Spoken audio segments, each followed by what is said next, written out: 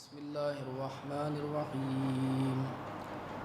الحمد لله الذي لا يبلغ مدحته القائلون ولا يحصينا معه العادون ولا يؤدي حقه المجتهدون الذي لا يدركه بعد الهمم ولا يناله واصل الفتن الذي ليس لصفته حد محدود ولا نعت موجود ولا وقت معدود ولا أجل ممدود فطر الخلائق بقدرته ونشر الرياح برحمته وابتدى بالصخور ميدان أرضه والصلاة والسلام والتحية والإكرام على سيد أصل ما في الوجود سر الله في كل موجود نقطة دائرة الوجود صاحب لواء الحمد والمقام المحمود مولا ومولا الثقلين جد الحسن والحسين بالقاسم محمد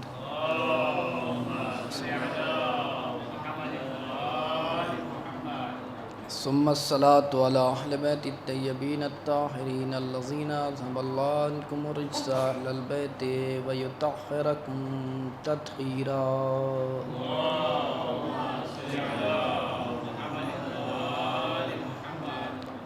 لا سيما بقية الله الأعظم روحي وأرواحنا له الفداء ولعنة الله على أعدائهم أجمعين من يومنا إلى قيام يوم الدين أما بعد فقد قال الله تبارك وتعالى في كتابه الكريم وهو أصدق الصادقين وقوله الحق بسم الله الرحمن الرحيم قل هل يستوي الذين يعلمون والذين لا يعلمون صلوات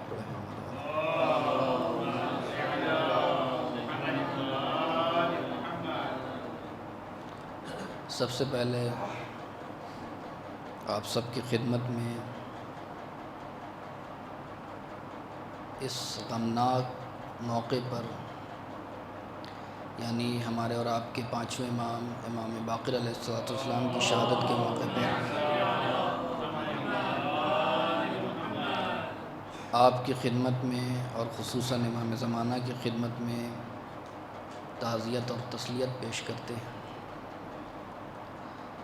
اسی مناسبت سے آیت کا انتخاب کیا ہے کہ جہاں پروردگار عالم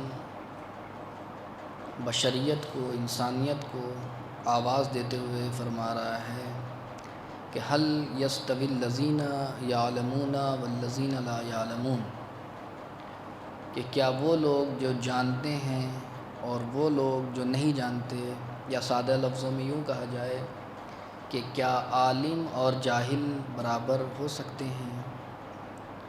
چونکہ مجلس مناسبت ہے جناب امام باقر علیہ السلام سے، اور امام کا ایک لقب کیا ہے؟ باقر العلوم، علوم کو شکافتہ کرنے والا۔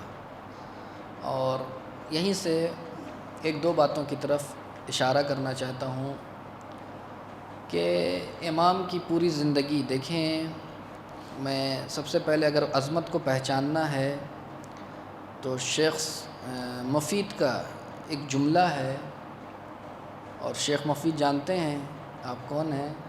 اتنی بڑی شخصیت ہے کہ جس کے لیے امام زمانہ نے کہا، یعنی مرنے کے بعد، کہ جسے اپنا بھائی کہا، یہ آسان مرحلہ نہیں ہے، لہٰذا ان کی تعبیر ہے، یہیں سے پہچانیں کہ علمی شخصیت کیا ہے امام کی، اور آپ نے اور آپ کی وجہ سے شیعت کو کتنا عروج ملا ہے، بلندی ملی ہے، یہ اس جملے سے آپ سمجھ میں آپ کو آ جائے گا۔ فرماتے ہیں شیخ مفید کہ کانت الشیعہ، عبارت ہے شیخ مفید کی عبارت ہے کہ کانت الشیعہ قبل ان یکون ابو جعفر، شیعہ امام باقر علیہ السلام سے پہلے شیعوں کا کیا عالم تھا علمی اعتبار سے، کیا تھا؟ اس کا نقشہ کھینچا ہے ایک جملے میں کہ لا یعرفون مناسک حجہم وحلالہم وحرامہ، کہ شیعوں کا کیا حال تھا امام باقر علیہ السلام سے پہلے، کہ نہ حج، نہ بہتر طریقے سے حج کے مناسک کو جانتے تھے، نہ حلال کو جانتے تھے، نہ حرام کو جانتے تھے. یعنی شریعت، اور در حقیقت شریعت اگر پہنچی ہے تو اس کا سارا جو ہے احسان ہے کس کا؟ امام باقر علیہ السلام کا اور امام صادق علیہ السلام کا. اور اس کی بھی اپنی وجہ ہے کہ کیوں آخر اس سے پہلے کے ائمہ کو چونکہ فرصت نہیں ملی، چونکہ امام علی کی زندگی کو اگر آپ دیکھیں تو پیغمبر اسلام کی وفات کے بعد 25 سال تک آپ خانہ نشین تھے. اس کے بعد جب خلافت اور حکومت ہاتھ میں آئی ہے تو آپ جنگوئی میں اتنا مشغول تھے کہ علم جو ہے نہیں پہنچا سکے جو حق تھا. اس کے بعد جو المیہ ہے اور مظلومیت ہے اہل بیت کی، کہ امام حق کو کے رہتے ہوئے انہیں بالکل معاشرے سے الگ کر دیا گیا. یعنی امام حسن کی زندگی کو دیکھیں، امام حسین کی زندگی کو دیکھیں تو ان سے کوئی سوال نہیں کرتا تھا. اہل بیت کی سب سے بڑی مصیبت یہ ہے ان کے اوپر تلوار چلانا، ان کی شہادت یہ مظلومیت نہیں ہے، بلکہ اہل بیت جیسی شخصیت معاشرے میں موجود ہو اور لوگ ان سے کچھ پوچھنے نہ آئیں. یہ سب سے بڑی مصیبت ہے اور مظلومیت ہے اہل بیت کی. اگر آپ دیکھیں، اور اس کے بعد امام زین العابدین کا تو آپ حال جانتے ہی ہیں کہ اتنا سنگین عالم تھا اور کربلا کے بعد کہ آپ واضح طور پہ کسی چیز کو بیان نہیں کر سکتے. اس لیے کیا کیا؟ دعاؤں کے ذریعے سے تعلیم اور معرف کو پہنچایا. ایک صلوات پڑھے محمد وعلی محمد.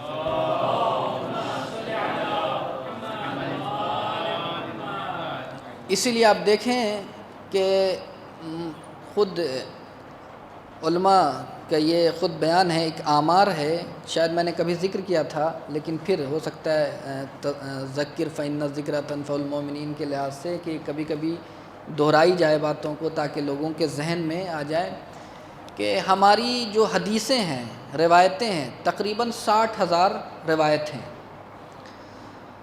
تو ظاہراً شیخ صدوق نے یا خود علامہ طباطبائی نے، میں نام مس کر رہا ہوں، کہ انہوں نے کہا کہ میں نے پورا مطالعہ کیا، اس کا ایک آمار دیا. 60,000 میں امام حسن مجتبی علیہ السلام سے لے کر امام حسن عسکری تک کیا ہے؟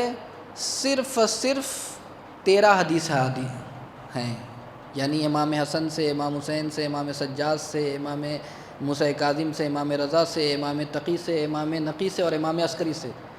اور 47,000 حدیثیں امام باقر اور امام صادق سے ہیں. اس سے آپ سمجھ میں آتا ہے کہ شیعوں کو جو تربیت کی ہے علمی حوالے سے، چونکہ وہ فرصت ملا اس لیے جو ہے یہ موقع فراہم ہوا. البتہ یہیں سے گریز کرنا چاہتا ہوں کہ امام علمی حوالے سے میں تذکرہ کروں گا آخر میں، لیکن یہیں سے گریز کرنا چاہتا ہوں کہ کبھی کبھی ہوتا ہے ہمارے معاشرے میں کچھ افراد ہوتے ہیں کہ علمی میدان میں بہت آگے ہوتے ہیں لیکن معاشرتی طور پہ سوشل لائف ان کی بہت زیرو ہوتا ہے یا نہیں. لیکن امام وہ ہوتا ہے کہ وہ جو کسی بھی فیلڈ میں پیچھے نہیں ہوتا، امام ہر فیلڈ میں آگے ہوتا ہے. اس کی بہت سی مثالیں ہیں کہ اگر ہم امام کے عبادت کا معاملہ دیکھیں تو اس کی ہزاروں مثالیں ہیں کہ لیکن ایک جو میرا، چونکہ ابھی شادی اور ان تمام چیزوں کی گفتگو ہو رہی تھی، اسی حوالے سے ایک سیرت جو ہمارے یہاں ایک جو تھاٹ ہے اور جو ایک سوچ ہے، ایک فکر ہے، وہ کیا ہے کہ اگر ہم شادی نہیں کریں گے تو ہم بہت آزاد ہیں، فری ہیں، فریڈم ہے. یعنی ہم اب اس میں بھی بہت سے طریقے ہیں، بہت سی سوچ ہے. ایک تو فریڈم کا مفہوم یہ ہے کہ ہم بالکل ذمہ داریوں سے آزاد، ہمیں جہاں چاہیں گے گھومیں گے، جہاں چاہیں گے جائیں گے، نہ کوئی روکنے والا نہ کوئی ٹوکنے والا ہے. لیکن جیسے ہی شادی ہوتی ہے بہرحال کچھ نہ کچھ اس کے لوازمات ہیں. ابھی آپ اگر ایک دن بھی آپ نکلنا چاہیں باہر تو آپ کو بتانا پڑے گا بھائی کہ میں، لیکن اگر آپ شادی نہیں ہے تو آپ کو نہ کسی کو بتانے کی ضرورت ہے، نہ آپ جائیے جہاں چاہتے ہیں. یہ ایک سوچ ہے. ایک جو ہے مانوی اور روحانی اعتبار سے سوچ ہے کہ میں شادی اس لیے نہیں کروں گا تاکہ میں فضائل کو حاصل کر سکوں. اس لیے کہ اگر ہوتا ہے جیسے ہمارے برادر علی حسن صاحب ابھی زیارت پہ گئے تھے تو ایک جملہ انہوں نے کہا کہ مولانا میں کیا کروں، اس بار زہرہ تھی، زیارت کا وہ حق ادا نہیں ہو سکا جو ہونا تھا. یعنی تقریباً مفہوم یہی تھا. یعنی ہم اس کو سمجھتے ہیں کہ ہمارے لیے ہاں یہ تو ہے کہ ایک انسان جب آزاد ہوتا ہے تو ہو سکتا ہے حرم میں 5 گھنٹہ 8 گھنٹہ گزار سکے، لیکن جب فیملی اور چھوٹے بچوں کے ساتھ ہوگا تو ظاہر سی بات ہے. تو بہرحال یہ ہوتا ہے. تو ایک خاتون آئی امام باقر علیہ الصلوۃ والسلام کے پاس، کہا کہ میں بیتوتہ ہوں. میں ایک صلوات پڑھے محمد والے محمد پہ.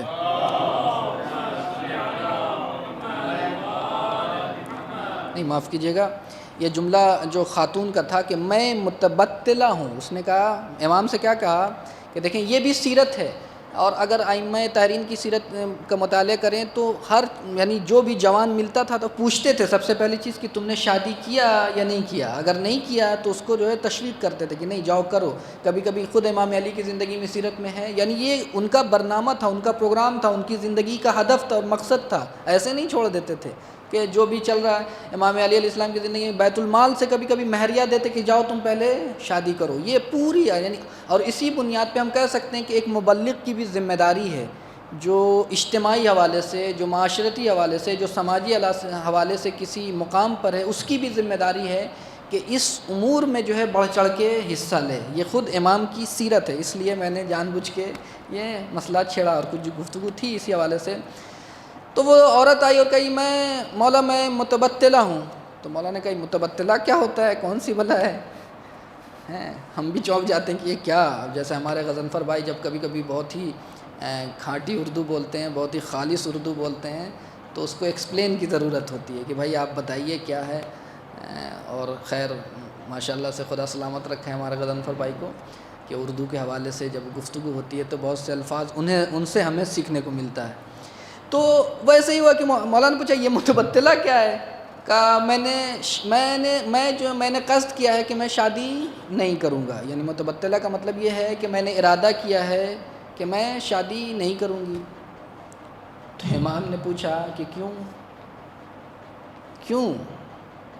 کہ میں اس لیے مولا. اب یہاں پہ اس کا اچھا انٹینشن تھا، جو اب ہم نے کہا جو دوسرا رخ، ایک تو رخ ہے کہ ہم بالکل آزاد رہیں، نہ کوئی روکنے والا نہ کوئی ٹوکنے والا، ہم جس فیلڈ میں جائیں جہاں بھی جائیں ہم سے کوئی مطلب نہیں. یہ شادی جو ہے ذمہ داریوں کو لاتا، لہٰذا اس سے دور ہی رہا جائے تو بہتر ہے. آج ہمارے جوانوں میں یہ بہت سے لوگوں میں بات بھی ہو رہی تھی. ایک دوسرا جو انٹینشن ہے کہ روحانی اعتبار سے کہ نہیں شادی میں مولا اس لیے نہیں کرنا چاہتی تاکہ میں فضیلت کو کما سکوں، حاصل کر سکوں، زیادہ نماز پڑھوں، زیادہ روزہ رکھوں. یہ اچھا تھا، یعنی ہدف اس کا مقصد اچھا تھا کہ میں شادی اس لیے نہیں کروں، اس لیے کہ شادی کروں گی تو بہرحال اس کے لوازمات ہیں. مثلاً اگر عورت ہے تو شوہر کی چائے کا بھی خیال رکھنا ہے، ناشتے کا بھی خیال رکھنا ہے. میں نے اس دن بھی تذکرہ کیا تھا ہے بھائی. اب وہ چاہتی کہ نہیں بھائی میں فری رہوں، اور مستحبی چیزوں میں شوہر کی اجازت بھی ضروری ہے. مستحبی روزہ رکھنا ہے عورت کو تو ہے کہ آپ پہلے شوہر سے اجازت لیجئے تو آپ جو ہے کریے. تو یہ ان تمام چیزوں سے میں فری رہنا چاہتا ہوں تاکہ اللہ کی عبادت کر سکوں اور فضیلت کو حاصل کر سکوں. اب جو امام کا جو جواب ہے، امام نے کہا ان صرفی، جو تم نے ارادہ کیا ہے اس سے پلٹ جاؤ، اس ارادے کو چھوڑ دو. کیوں؟ اب امام نے جو استدلال کیا، فَلَوْ كَانَ ذَلِكَ فَضْلًا، کہ اگر یہ فضیلت ہوتی کہ میں شادی نہیں کروں گا اس لیے کہ یا نہیں کروں گی کہ تاکہ عبادت میں اگر یہ فضیلت ہوتی تو اس فضیلت کو حاصل کرنے کی سب سے بڑی حقدار صدیقہ طاہرہ تھی. ہے یا نہیں؟ امام نے کہا کہ فَلَوْ كَانَ ذَلِكَ فَضْلًا لَكَانَ فَاطِمَةُ أَحَقُّ بِهِ مِنْكَ. یہ تم سے بھی زیادہ جو ہے، اس لیے کہ زہرائے مرضیہ سے بڑھ کے کون با فضیلت خاتون ہے. اگر شادی نہ کرنا فضیلت کا معیار ہوتا، فضیلت کو حاصل کیا جا سکتا تو فاطمۃ الزہرا شادی نہ کرتی. فاطمۃ الزہرا کا شادی کرنا یہ بتاتا ہے کہ در حقیقت کمال یہ نہیں ہے کہ ہم تنہا رہ کے جنت میں چلائے جائیں، بلکہ کثرت میں ڈوب کے خدا کو یاد رکھیں، یہ کمال ہے. کثرت میں ڈوب کے. اس کے بعد کہا انہ لیس احد یسبقها الی الخیر. تم فاطمہ اگر یہی خیر کمانے کا بہترین ذریعہ تھا کہ ہم شادی نہ کریں، تمام چیزوں سے آزاد رہیں، تو فاطمہ الزہرا تم سے زیادہ سزاوار تھی، تم سے زیادہ اس فضیلت کو حاصل کر سکتی تھی. ان کا تو کوئی مقابلہ نہیں ہے خیر و خوبی حاصل کرنے میں. لہٰذا یہ امام نے بہت سے اس طریقے کی سیرت اگر آپ دیکھیں، لہٰذا یہ آج جو ہمارے جوانوں میں خواتین ہوں یا مرد ہوں کہ جو ہم ذہنیت آ رہی ہے دھیرے دھیرے کہ ہم آزاد رہنا چاہتے ہیں، ہم کسی لفڑے میں نہیں پھنسنا چاہتے، جو ہمارے زبان استعمال کی جاتی ہے، ہم نہیں چاہتے، در حالے کہ خود امام کے پاس ایک شاید ظاہراً امام صادق یا امام باقر علیہ السلامی سے روایت ہے کہ ایک شخص آیا اور اسی طرح کے تو فوراً پوچھا کہ کیا تم نے شادی کیا ہے؟ کہا نہیں مولا. کہا کیوں؟ جاؤ کرو، شادی کرو. کہا کہ نہیں، شادی کروں گا تو پھر میں گرفتار ہو جاؤں گا. اس کا بھی زبان بے زبانی میں یہی تھا. تو کہا کہ تم سمجھتے ہو کہ شادی نہیں کرو گے، رات بھر جو ہے عبادتیں کرو گے، دن میں روزہ رکھو گے، تو کیا تم اس شخص سے جس نے شادی کیا ہے افضل ہو جاؤ گے؟ نہیں.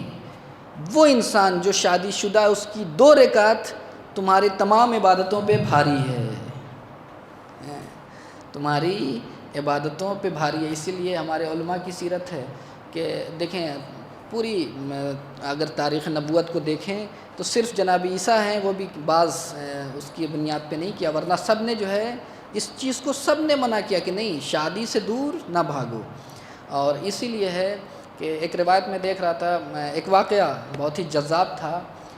آیت اللہ آخوند کاشی بہت ہی عظیم شخصیت ہیں ایران کے، اور بڑا نام ہے علم عرفان میں بھی، اور بہت ہی پہنچی ہوئی شخصیت، لیکن انہوں نے شادی نہیں کی تھی. اور تو وہ دفن ہے کہاں پہ؟ ایک تخت فولاد اصفہان شہر میں، بہت ہی بڑا قبرستان ہے اور بڑی بڑی شخصیتیں وہاں دفن ہیں. تو وہاں وہ دفن ہے، اور انہی کے بغل میں ایک اور شخصیت ہے آیت اللہ فانی کی، وہ بھی وہیں پہ دفن تھے. ایک مرتبہ آپ نے نام سنا ہوگا بانو اصفہانی کا نام، کہ جو خاتون میں مجتہدہ تھیں، جو بڑے بڑے اسکالر آتے تھے اور ان سے جو ہے مباحثہ کرتے تھے، علمی مباحثہ. اور آج بھی ان کا جو مقبرہ موجود ہے اصفہان میں. اور مفسرہ قرآن تھیں، جن کا یہ بہت ہی مشہور جملہ کہ جب ان کے بیٹے کی موت ہو گئی تو ایک استاد تھے، ان کو روز آتے تھے، ویسے مباحثہ ہوتا تھا. تو جس دن ان کے جوان بیٹے کی موت ہوئی تو وہ استاد اس دن نہیں گئے، اور کہا کہ میں اب آج کیا جاؤں بانو اصفہانی کے خدمت میں کہ میں درس اور مباحثہ کروں، بلکہ ان کے جوان بیٹے کی موت ہو گئی ہے، تو کل ہی جاؤں گا اور ان کو تسلیت بھی کہہ دوں گا اور درس و بحث بھی ہو جائے گا. آج تو موقع نہیں ہے. آج ہوتا ہے کہ ہمارے یہاں اگر جوان بیٹے کی موت ہو جائے گی تو درس و بحث کچھ یاد رہتا ہے؟ کچھ نہیں یاد رہتا. تو وہی وہ سوچ کے بیچارے چلے گئے. جب دوسرے دن پہنچے تو بانو اصفہانی نے کہا بانو اصفہانی نے کہا کہ استاد آپ کل کیوں نہیں آئے تھے؟ کل کیوں نہیں آئے تھے؟ تو کہا کل تمہارے جوان بیٹے کی موت ہو گئی تھی، میں نے سوچا کہ آج تعطیل کر دیتے ہیں، چھٹی کر دیتے ہیں پڑھائی کی. تو ایک جملہ ہے جو ہم سب کے لیے واقعاً سبق آموز ہے، لیسن ہے. کیا ہے؟ بانو اصفہانی کہتی، سمجھے اس سے سمجھتے ہیں کہ وہ کس بلندی پہ تھی علم و فضل کے. وہ کہتی ہیں کہ اس کا مطلب ہے استاد کہ کل اللہ نے مجھ سے 2 نعمتیں چھین لی. اس کا مطلب ہے کل اللہ نے مجھ سے 2 نعمتیں چھین لی، ایک علم کی نعمت اور ایک اولاد کی نعمت. یہ بہت بڑا جملہ ہے اگر سوچیں. تو وہی بانو اصفہانی پہنچی ان کی قبر پہ اور فاتحہ پڑھا اور کہا کہ سنا ہے کہ میں نے شادی نہیں کی، اور پھر بھی میں الویہ ہوں، میری طرف بھی آپ کی نگاہ خاص ہونا چاہیے. جو ہمارے علماء ہیں، اسی لیے کہا جاتا ہے کہ جب آپ زیارت کے لیے جائیں تو جو علماء کی قبر ہے پہلے ان کی در پہ جائیں، ان کی حاضری دیں، ان کے اوپر فاتحہ پڑھیں، ان کو وسیلہ بنائیں اس شخصیت کے لیے. یعنی معصوم قوم کے اگر دیار میں جانا تو سب سے پہلے علماء کی قبر پہ جائیے، اس کے بعد جو ہے وہاں یہ وسیلہ ہیں تقریباً ان کے در تک پہنچنے کے لیے. تو وہ پہنچی کہ میرے اوپر بھی کچھ کرم فرمائیاں ہوں. تو رات میں جب وہ سوئیں تو دیکھا کہ ایک باغ ہے عالم برزخ میں، بہت بڑا باغ ہے. تو پوچھا کس کا ہے؟ تو کہا یہ آیت اللہ کاشی کا ہے. کہا اچھا ہاں خیر، ان کا حق ہے کہ اس منزل پہ تھے علم و معرفت کے لحاظ سے، کہ ان کا حق تھا کہ جنت میں اس طریقے کا انہیں باغ ملے. لیکن وہ کہتی ہے پھر میں نے دوسرا باغ دیکھا تو وہ بہت بڑا تھا، بہت وسیع تھا. تو اب کہا کہ یہ کس کا ہے؟ کہا یہ آغا فانی اصفہانی کا ہے جو ان کے جوار میں دفن تھے. کہا یہ تو اتنی بڑی شخصیت نہیں تھے جتنا آیت اللہ کاشی تھے، شخصیت کے لحاظ سے، علم و معرفت کے لحاظ سے، کتاب کے لحاظ سے جانی پہچانی شخصیت تھی. جیسے کہتے ہیں ہمارے یہاں بہت پہنچے ہوئے، ایک لفظ ہم استعمال کرتے ہیں، بہت پہنچے ہوئے. یہ ایسی شخصیت تو نہیں ہے. تو خوابی میں پوچھا آیت اللہ کاشی سے کہ یہ ماجرا کیا ہے کہ آپ کا باغ چھوٹا ہے اور آغا فانی کا جو ہے باغ بڑا ہے، جبکہ وہ دنیا میں آپ سے یعنی نام و نہاد کے لحاظ سے آپ سے پیچھے تھے، ان کا اتنا نام نہیں تھا جتنا آپ کی شخصیت تھی اور شورائے آفاق شخصیت تھی آپ کی. تو انہوں نے کہا 3 وجہ سے ان کا مرتبہ جو یہاں پہ ہے، اسی لیے کہا تھا یہاں تو نام چل جائے گا، وہاں حقیقت چلتی ہے، نام نہیں چلتا. یہ دنیا میں تو آپ کا نام چل جائے گا، لیکن وہاں کیا، وہاں آپ کے عمل کام آئے گا، حقیقت جو آپ نے کیا. تو انہوں نے کہا اس وجہ سے کہ یہ اس لیے اس کا بڑا باغ ملا ہے یا مثلاً وسیع باغ ملا ہے، اس کی 3 وجہ ہیں. سب سے پہلی وجہ یہ ہے کہ یہ سید ہے. بہرحال یہ بھی ایک رتبہ ہے، فضیلت ہے، امتیاز ہے کہ یہ سید. لیکن ہاں یہیں پہ رک کے کہ سید ہونے پہ بہت زیادہ خوش بھی ہونا نہیں چاہیے کہ جس طریقے سے فضیلت ہے ویسے ہی اگر مثلاً اگر ہم کوئی اچھا عمل کرتے ہیں جو ان کے شایان شان ہیں، جو ائمہ کے لیے زینت ہیں، جو اس خاندان کے لیے زینت ہیں، تو واقعاً دوہرا ثواب ہے. لیکن اگر ہم برا عمل کرتے ہیں تو دوہرا ڈنڈا بھی، ہمارے استاد کہتے تھے دوہرا ڈنڈا بھی. ایک تو یہ کہ خود گناہ کا ہے، ایک آپ کی جو نسبت اس خاندان سے، اس کی حرمت پامال ہوتی ہے. لہذا جن کے رتبے ہیں سوا، ان کو سوا مشکل ہے کہ جن کے اگر رتبے اور ہیں تو آپ کی ذمہ داری بھی بڑھ جاتی ہے. تو یہ کہ ایک تو وہ سید ہیں. اس کے بعد دوسری چیز کہ وہ انہوں نے شادی کیا تھا اور میں نے شادی نہیں کیا تھا. اور اس کے بعد تیسری چیز جو انہوں نے اشارہ کیا وہ یہ کہ آیت اللہ فانی نے وہ میں جتنا بڑا بھی تم تصور کر سکتے ہو، عالم سمجھ سکتے ہو، ماہر عرفان سمجھ سکتے ہو، سب کچھ سمجھ سکتے ہو، لیکن میں خطیب نہیں تھا، اہل بیت کے فضائل اور مصائب نہیں پڑھتا تھا. لیکن یہ جو آغا فانی ہیں یہ خطیب اہل بیت تھے، اہل بیت کے فضائل بھی پڑھتے تھے، اہل بیت کے مصائب بھی پڑھتے تھے. لہٰذا ان کو جو رتبہ ملا وہ رتبہ ہمیں نہیں ملا. لہٰذا یہ ایک مرحلہ تھا. اور یہی وجہ ہے کہ شادی جو آج ہمارے جوان اس طرف سے بھاگ رہے ہیں، کچھ کمی جو ہے معاشرے کی ہے، کچھ گارجین کی ہے کہ جہاں انسان فرار کر رہا ہے. اس لیے کہ اب یہاں کا تو مجھے نہیں معلوم، لیکن ہندوستان میں اتنا سخت کر دیا گیا ہے، اتنا مشکلات کریٹ کر دیا گیا ہے لڑکی والوں کے لیے بھی. اور میں نے کہا افراط ہے اس میں. ایران اور افغانستان وغیرہ میں جائیے آپ تو وہاں لڑکے والے پریشان ہیں کہ کیسے وہ مہریہ جمع کریں. اور ہندوستان اور پاکستان کا بھی میں نہیں بتا سکتا، لیکن کم و کان ایسا ہی حال ہے کہ وہاں کیسے لڑکی والے پریشان ہیں. ہماری زندگی بیلنس میں نہیں ہے، یا اس طرف ہے یا اس طرف ہے. اور اسلام اپنے بندوں کو، اپنے مومن بندے کو ایک بیلنس میں دیکھنا چاہتا ہے، سادگی. تو لہٰذا یہ مشکلات ہمارے یہاں کی جس کی وجہ سے جوان بھاگ رہے ہیں. اور شادی کی مشکلات آپ دیکھیں، اور خود ایک خانوادگی کے شادی کو اللہ نے کیوں رکھا، اس لیے کہ اس شادی سے ایک دوسرے کی نقص اور کمزوری دور ہوتی ہے. اللہ نے تمہاری زوجہ کو تمہارا لباس بنایا، اور تمہاری زوجہ کے لیے تم کو لباس بنایا، ایک دوسرے کو لباس قرار دیا قرآن مجید نے. آپ نے آیت سنی ہوگی اور بہت سنی ہوگی. کیوں؟ اس لیے کہ واقعاً اس لیے ہے کہ اس نظام خلقت میں کوئی بھی چیز کامل نہیں ہے. اگر اپنے نقص کو دور کرنا چاہتے تو شادی کرو. اس لیے جناب آدم جب اس خلقت ہوئی اور خلقت ہونے کے بعد وہ پریشان حال تھے، ایک انیس چاہیے. انسان انس سے بنا ہے.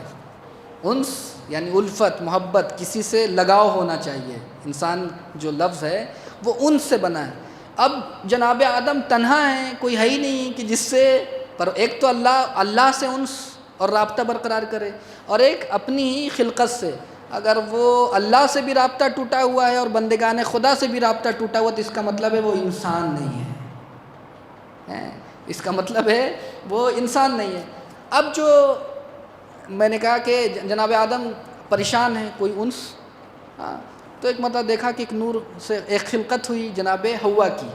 اب اس خلقت میں اتنا اٹریکشن تھا کہ کہا کہ پروردگار یہ کون ہے، یہ کس کے لیے خلق کیا؟ کہا تمہارے لیے خلق کیا۔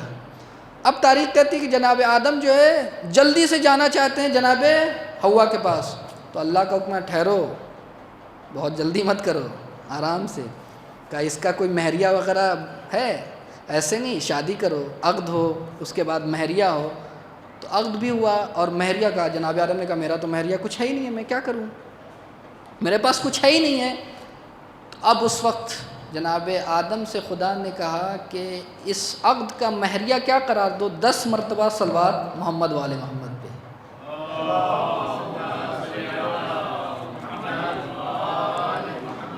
لہٰذا اس طریقے سے کہ انسان انس اور اپنی کمیوں کو پورا کر سکتا ہے شادی کے بعد۔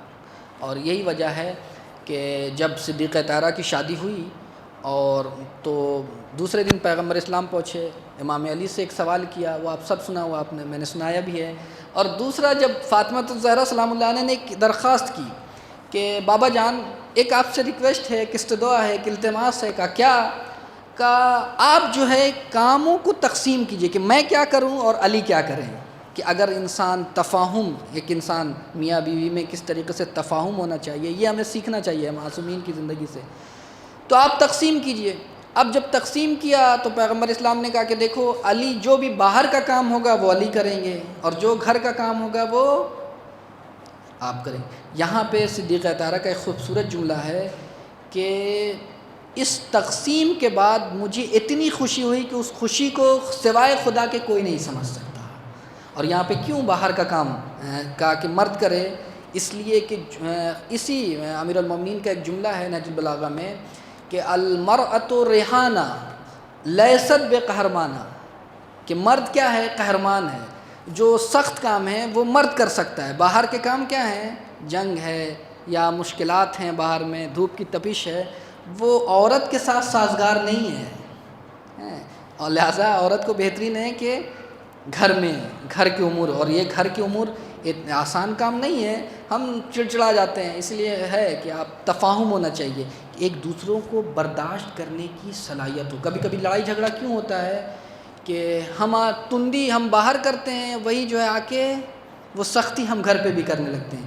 کبھی کبھی باہر کا جو ہے گھر میں آتے ہیں تو نکالنے لگتے ہیں، یہاں تک کہ میں نے بہت سے سنا کہ مار پیٹ، یہ سلسلہ یہ کیوں ہے کہ ہم نے عورت کو اس کی ایموشن کو نہیں سمجھا، اس کے احساس کو نہیں سمجھا، کہ ہر چیز جو ہے، جو بھی چھوٹا سا بچہ ہے اپنی شخصیت کو بہت پسند کرتا ہے، جہاں پہ بھی اس کی شخصیت پہ چوٹ آتی ہے، ہو سکتا ہے آپ سے آپ کی بیوی کچھ نہ کہہ سکے، آپ نے کچھ برا بھلا کہا ہو سکتا ہے، لیکن وہ اندر ہی اندر گھلتی جالتی ہو۔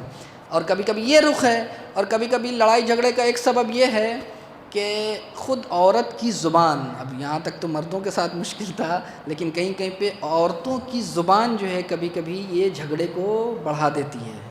یہ بھی ہمارے وہاں سے اتنی تیز زبان ہوتی ہے، اسی لیے جو کہ لباس تمہارا ہے، ایک علماء نے ایک اشارہ کیا کہ مرد اپنی بیوی کے لیے لباس ہے اور اس کی بیوی کے لیے مرد لباس ہے۔ ایک ریزن یہ ہے کہ لباس کا کام کیا ہوتا ہے کہ جب ہم گرمی ہوتی ہے تو نازک لباس پہنتے ہیں تاکہ گرمی کا احساس نہ کر سکیں، لہٰذا اگر ہم گرم ہیں تو عورت کی ذمہ داری ہے کہ وہ تھوڑا سا سرد ہو جائے، اور اگر ہو سکتا ہے آپ پہنچے، وہ کام کر رہی ہے، اور کام کرنا آسان نہیں، ہر انسان کو اپنا کام بہت بھاری لگتا ہے اور دوسروں کا کام بہت آسان لگتا ہے، وہ سمجھتے ہیں یہ کیا ہے، 2 ٹائم کا کھانا ہی بنانا ہے، یہ کیا ہے، بچوں کو اسکول ہی بھیجنا ہے۔ یہ اس وقت ہے کہ جب آپ ایک دن کام کریں تب سمجھ میں آتی ہے یہ بات۔ تو لہذا کبھی کبھی دونوں ایک دوسرے کے، جب وہ نرم ہو تو یہ گرم، اگر وہ گرم ہے تو آپ نرم ہو جائیں، اور اگر مرد گرم ہے تو عورت نرم ہو جائے۔ ایک خاتون تھی، ایک مرتبہ ہوا کہ اس کے ساتھ بہت ایسا ہوتا تھا کہ اپنے شوہر کے ساتھ ہمیشہ جو لڑائی جھگڑا اور یہاں تک کہ مار پیٹ کی نوبت آ جاتی تھی، تو وہ پہنچی ایسے موقع پہ، ہمیں کون یاد آتا ہے، تعویذ والے یاد آتے ہیں یا نہیں؟ اور یہ کاروبار جو ہے عورتوں کی وجہ سے بہت پھولتا پھلتا ہے ماشاءاللہ۔ تو پہنچی کہ کوئی ایسی تعویذ لکھ دیجئے، کوئی ایسا دعا اور کوئی ایسی تعلیم کر دیجئے، کوئی ایسی تعلیم کہ میرا شوہر مجھ سے محبت کرنے لگے، جب بھی میں جاتی ہوں وہ آتا ہے اور وہ لڑائی جھگڑا اور مار پیٹ تک نوبت آ جاتی ہے۔ تو وہ جو کچھ باانصاف ہوتے ہیں اور کچھ تو پیسے والے کس طریقے سے اور بار بار آئے تاکہ میرا کاروبار، زیادہ تر ایسے ہی ہوتے ہیں اس فیلڈ میں کہ میرا کاروبار چلتا رہے۔ تو اب وہ آئی خاتون، تو کہا کہ وہ سمجھ گیا کہ یہ عورت کی زبان کی وجہ سے لڑائی جھگڑا زیادہ ہوتا ہے۔ تو اس نے کہا میں ایک کام کرتا ہوں، اس پہ کہا کہ میں اس پتھر پہ میں نے کچھ پھونک دیا ہے، ایک پتھر دیا، کہا کہ جب بھی جھگڑا شروع ہو، شوہر تمہیں کچھ کہے، یہ پتھر اپنے منہ میں رکھ لینا ہے۔ جب بھی جھگڑا شروع ہو یہ پتھر اپنے منہ میں رکھ لینا۔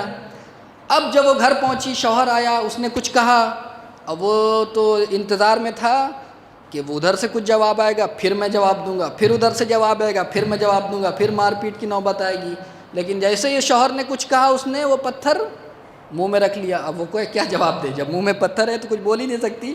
اب وہ بیچارہ شوہر انتظار ہی کر رہا ہے کہ کچھ تو بولے تب تو میں بولوں، یہاں تک کہ اس نے کچھ بولا ہی نہیں، چونکہ منہ میں پتھر ہے۔ تو وہ شوہر بھی خاموش ہو گیا، کوئی لڑائی جھگڑا نہیں ہوا۔ اب وہ دوسرے دن بہت خوش ہوئی کہ دیکھیں آپ کا تعویذ، آپ کے جادو، جو میں نے کہا تھا، میرا شوہر جو ہے مجھ سے لڑائی نہیں کیا، مجھ سے جھگڑا نہیں کیا اور میں محبت سے پیش آیا، تو آپ نے کیا، میں شکریہ ادا کرنے کے لیے آئی ہوں۔ تو اس نے کہا کہ شکریہ اس لیے کہ میں نے تمہیں تعویذ نہیں دیا تھا، بلکہ یہ پتھر دیا تھا کہ اگر تم اپنی زبان کو بند رکھو گے تو بہت سے مسئلے خود بخود حل ہو جائیں گے۔ یہ زبان ہے جو انسان کو ہر جگہ ذلیل کرتا ہے، دو لوگوں میں اختلاف کرتا ہے، لہٰذا یہ ایک مرحلہ ہے۔ تو امام بہرحال ایک صلوات پڑھے محمد والے محمد پہ۔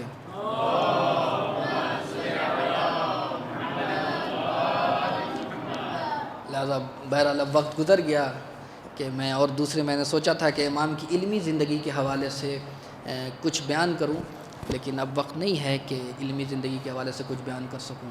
بس ایک واقعہ، چونکہ امام یادگار عاشورہ ہیں، انہوں نے اپنے بچپنے میں عاشورہ کو دیکھا ہے، کربلا کو دیکھا ہے، شام کو دیکھا ہے، کوفے کو دیکھا ہے، اور تقریباً 4 سال کی عمر ہے، 57 سال ہجری میں امام کی ولادت ہے۔ اور دیکھیں علمی لحاظ سے کہ کس طریقے سے احتجاج کیا ہے، کہ تاریخ کہتی ہے کہ جب یہ قافلہ شام میں پہنچا ہے، اور یہاں سے آپ پہچانیں علم امام چھوٹا سا سین ہے، لیکن ہمارے یہاں کا امام سن و سال کا محتاج نہیں ہوتا، چھوٹا سا سین ہے۔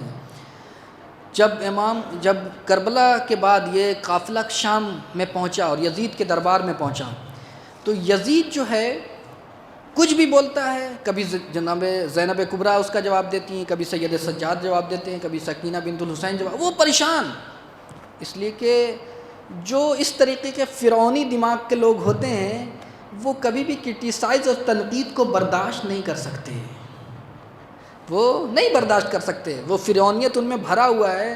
کوئی مجھے کیسے کہہ سکتا ہے، کوئی میں خلیفہ ہوں۔ آج دیکھیں اس کی زندہ مثال آپ دیکھیں کہ ایران کے ایک جو مولانا آغا قاسمیان گئے ہوئے تھے حج پہ، اور انہوں نے بس ایک جملہ کہا تھا کہ اگر کسی کو دیکھنا ہے، اور یہ بھی مرد مجاہد ہیں کہ جو کوئی نہ کر سکا، اصل حق حج ادا کیا ہے، ولو کہ ان کو حج کی اجازت نہیں دی گئی، ایران واپس کر دیا گیا، لیکن حق حج ادا کیا کہ وہ شیطان کو، آج کے زمانے کے شیطان کو پہچانا اور اس کے اوپر پتھر مارا ہے۔ آپ دیکھیں کیا کہا انہوں نے کہ اگر کسی کو عیاشی کرنا ہے تو کہیں اور کسی اور جگہ جانے کی ضرورت نہیں ہے، یہ سعودیہ میں آ جائے۔ یہ بس یہ جملہ کہا تھا انہوں نے، امر بالمعروف نے، اور جو احقاق حق تھا اس کو ادا کیا، اور وہ اس کے بعد ہوا کیا کہ ان کو جیل میں ڈال دیا گیا، اس لیے کہ جو سرکش لوگ ہیں، جو فرعونی لوگ ہیں، وہ اپنی تنقید برداشت نہیں کر سکتے، کرٹیسائز برداشت نہیں کر سکتے۔ لہذا یہی کام ہوا یزید کے ساتھ کہ میں کچھ بھی بولتا ہوں، کبھی سید سجاد جواب دیتے ہیں، کبھی زینب کبریٰ جواب دیتی ہیں، کبھی سکینہ بنت الحسین جواب دیتی ہیں، تو ایک متا کہتی ہے یہ کیا کیا جائے ان کا، میں برداشت نہیں کر سکتا، یہ میری برائی میرے دربار میں کر رہے ہیں، میں برداشت نہیں کر سکتا۔ تو ایک مرتبہ جو اس کے مشورتی کونسل تھا، اس کو مشورہ دینے والے درباری، کہا کہ کرنا کیا ہے حضور اعلیٰ، کرنا کیا ہے؟ کربلا میں ہم نے 72 افراد کو تحقیق کیا، یہاں جو بچے اور بیویاں ہیں وہ 84، آپ بس ایک حکم دیں، ان کو یہیں پہ تحقیق کر دیتے ہیں، خاموش کر دیتے ہیں، ان کی آواز کو دبا دیتے ہیں، بس آپ حکم دیں۔ اب تاریخ کہتی ہے کہ یزید مصمم ہوا، اس نے ارادہ کر لیا کہ ہاں جتنے بھی ہیں سب کو تہہ تیغ کر دیا جائے۔ اب یہ مقام تھا کہ کوئی بولے، 4 برس کا سن ہے۔ دیکھیں امام باقر علیہ السلام کی علمی شخصیت، ایک علمی شخصیت بھی، اور اسی سے امام کی شجاعت کا بھی۔ 4 سال کا بچہ، جو آج ہمارے معاشرے میں 4 سال کا بچہ بولنا نہیں جانتا، لیکن اس دربار میں حاکم شام اور حاکم ظالم کے سامنے افضل الجہاد کلمۃ حق عندہ امام جائر، کیا ہے بہترین جہاد، کیا ہے ظالم بادشاہ کے سامنے حق بات کہنا۔ ایک یزید کی طرف متوجہ ہوئے امام باقر، 4 سال کا سن ہے، اور کہتے ہیں کہ تیرے درباریوں نے تو فیصلہ سنایا اور تو نے مان بھی لیا، لیکن یہی فیصلہ ایک مرتبہ فرعون کے دربار میں بھی ہوا تھا۔ اور اس کے بعد امام نے استدلال کیا قرآنی آیت سے کہ جب موسیٰ اور ہارون دربار میں پہنچے ہیں تو فرعون نے کہا کہ یہ کیا ہے، اپنے درباریوں سے کہا، اپنے جو مشورہ، جو اپنے دربار جو ان کے وزراء تھے، کہا یہ کیسے، یہ فقیر انسان، یہ میرے خلاف کھڑے ہوئے ہیں، میری خدائی کے خلاف کھڑے ہوئے ہیں، ان میں اتنی جرت پیدا کیسے ہوگی، میں کیا کروں ان کے ساتھ؟ تو مشورہ دینے والوں نے کہا کہ کرنا کیا، کچھ نہیں، یہ ید بیضا، یہ معجزہ، یہ کچھ نہیں ہے، یہ جادو ہے، سحر ہے۔ ہم بس یہ کام کرتے ہیں کہ جتنے آس پاس کے شہر ہیں، سب سے جو بہت بہترین جادوگر ہیں ان کو بلاتے ہیں اور ان کے جادو کو توڑ دیتے ہیں۔ تو امام نے کہا کہ فرق ہے تیرا دربار اور اس دربار میں، کہ تیرے دربار کے درباریوں نے آل اہل بیت کے قتل کا فتویٰ صادر کر دیا، لیکن فرعون کے جو مشاور تھے اس نے قتل کا فتویٰ جاری نہیں کیا تھا۔ کہا کیوں، وجہ کیا ہے؟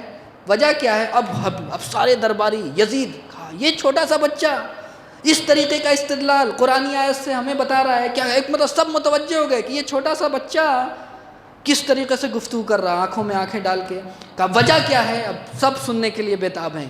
تو امام باقر علیہ السلام نے کہا وجہ صرف اور صرف یہ ہے کہ فرعون کے درباری جتنے بھی برے ہوں لیکن ناجائز اولاد نہیں تھے۔ نعرے حیدری، حیدری، لبیک یا حسین، لبیک یا عباس، لبیک یا زینب، برائے سلامتی امام زمانہ بآواز بلند تر صلوات۔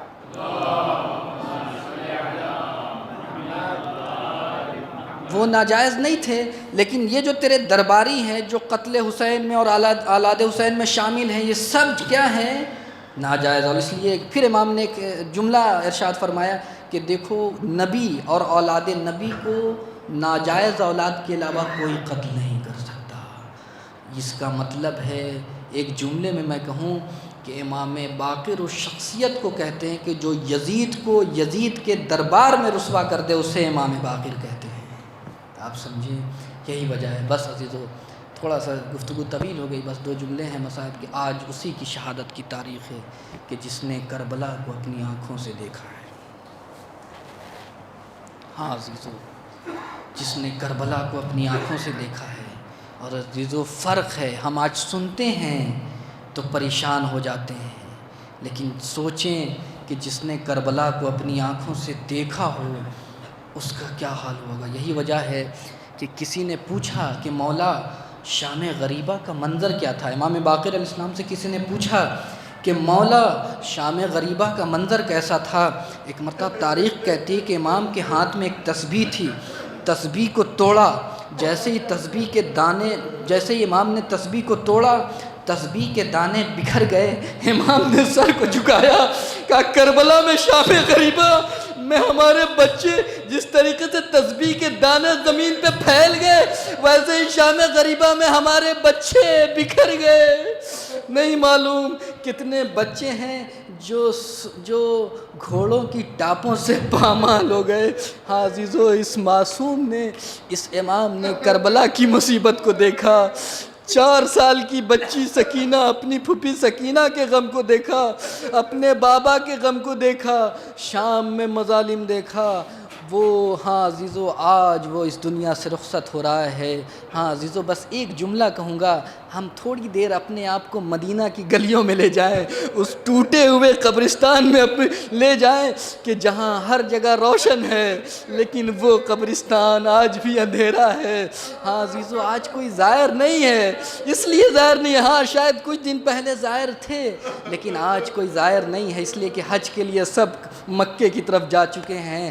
ہاں عزیزو لیکن میرا دل کہتا ہے کہ ایک زائر ضرور ہوگا آج کی شب، ہمارا اور آپ کا امام زمانہ ضرور ہوگا، اس ٹوٹی ہوئی قبر کے پاس بیٹھا ہوا ہوگا اور اپنے جد کے اوپر آنسو بہا رہا ہوگا۔ ہاں عزیزو یہ وہ یادگار کربلا جس نے کربلا کو اپنی آنکھوں کے سامنے دیکھا، ہاں آج رخصت ہو رہا ہے۔